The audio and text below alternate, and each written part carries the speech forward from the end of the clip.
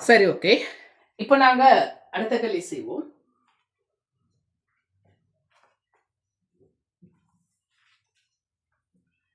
சரி, ஓகே. இப்ப கவனியா கோண அமர்முடுதல பெருமான நாங்க மைனஸ்ல கண்டிருக்கிறோம்.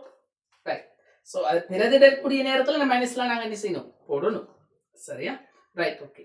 சோ இதனுடைய பி பார்ட் இல்லையா? நாலாவதுல பி பார்ட் கேள்வி சொல்லி பார்ப்போம். சோ கவனிங்க. உபகோளின் கோண வேகத்தை அதன் தொடக்க பெருமானத்துக்கு கொண்டு வர தேவையான சக்தி என்ன? கொண்டு வர தேவையான சக்தி என்ன? ரைட். அதாவது கவனிங்க, இதை நான் ரெண்டு முறையில் என்ன செய்யறேன்னு சொன்னா உங்களுக்கு செஞ்சு காட்டுறேன். இதை நான் என்ன செய்யறேன், ரெண்டு முறையில் என்ன செய்யறேன் செஞ்சு காட்டுறேன். ரைட்.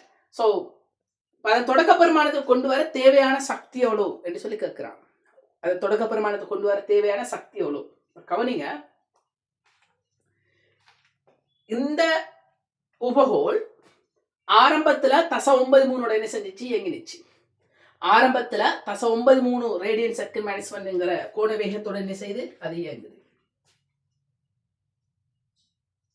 தெளிவாக கவனிங்க. இந்த உபகோள் இருக்குத்தானே,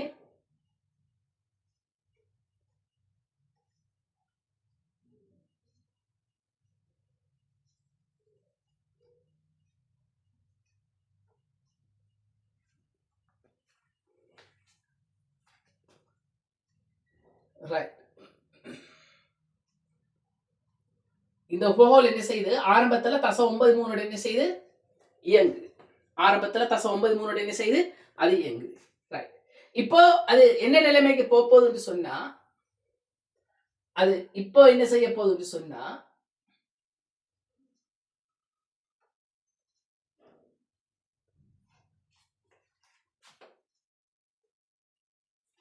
ரைட்.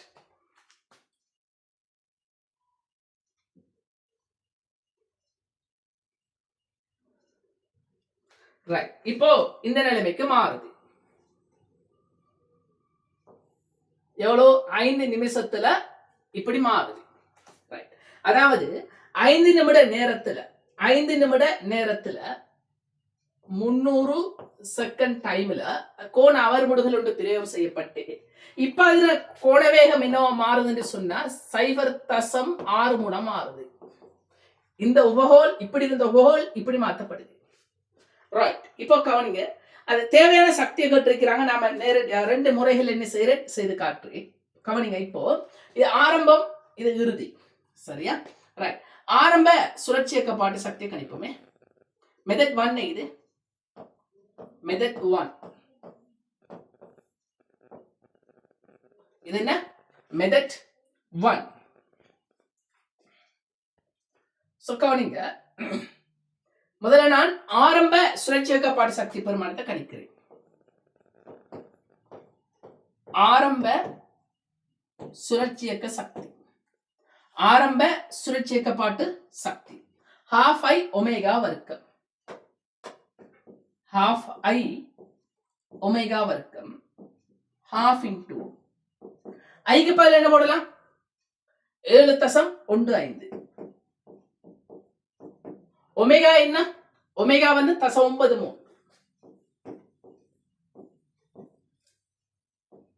ரைட். சோ இதுல சக்தி பெருமானம் எங்க சுருக்கி எடுத்து என்று சொன்னால் 3.092 ஜூல்.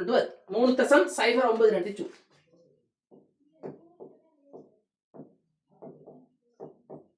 மூணு தசம் 092 ஜூல் என்று சொல்லி ஆரம்ப சுழற்சியக்கப்பாடு சக்தி வருது. ரைட். அடுத்த கவனிங்க, இப்ப சுழற்சியக்கப்பாடு சக்தியோடு இப்ப உள்ள சுழற்சியக்கப்பாடு சக்தியோடு கணிப்போம்.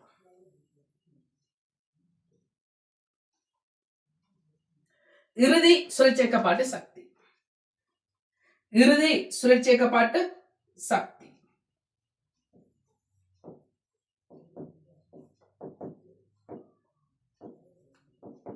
½ ஒமேகா வர்க்கம், ½ இன்டு ஐக்கு பதில் என்ன? இதுல சடத்து திருப்பம் 7.5 தான். ஒமேகா என்ன? தச 6.3 வர்க்கம். ரைட். இதர பெருமானம் நாங்க என்ன செய்யலாம்? சுருக்கி எடுக்கிறோம். 1.4189 ஜூல். அப்போ ஆரம்பத்துல 3.092 ஜூல் சக்தியோட இயங்குது. இப்ப அதுல சக்தி 1.489 தான். அப்ப சக்தி இழப்பு ஏற்பட்டிருக்கு. 3 சொச்சத்துல இயங்கிடுச்சு. இப்ப 1.4 சொச்சம் தான் இருக்கு. அப்ப இழப்பு ஏற்பட்டி கிட்டத்தட்ட 1.6 இழப்பு ஏற்பட்டி. அது ஏன் புறமுறுக்கு மட்டும் வழங்கினதுனால நாம் அந்த சக்தி நெஞ்சிருப்போம், அந்த பொறிமுறை அமைப்பை கொண்டு கொடுத்திருப்போம். ரைட். அப்ப அது வழங்கின சக்தி வழங்கப்பட்டிருக்கு இல்லையா, அதான் தேவையான சக்தியாக இருக்கு.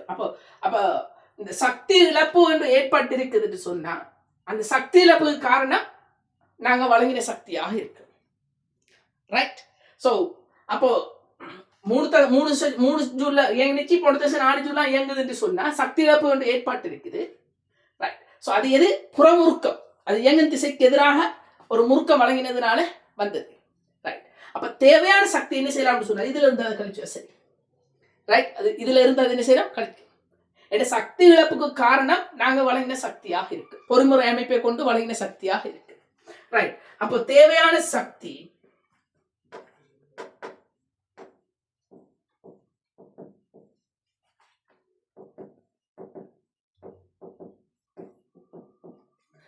இதுல இருந்து இதை கழிச்சா சரி. சயம் 1.4189. ரைட். சோ இதை நாங்க சுருக்கி எடுத்தால் 1.673 ஜூல். இப்படி என்ன செய்யலாம்? நாங்கள் ஆன்சர் பண்ண முடியும். 1.673 ஜூல் என்று சொல்லி என்ன செய்யலாம்? ஆன்சர் பண்ணிடும். இது மெத்தட் 1. ரைட். சோ இதை முதல்ல நீங்க நோட் பண்ணிக்கொள்ளுங்க. மெத்தட் 2 என்று சொல்லி பார்ப்போம்.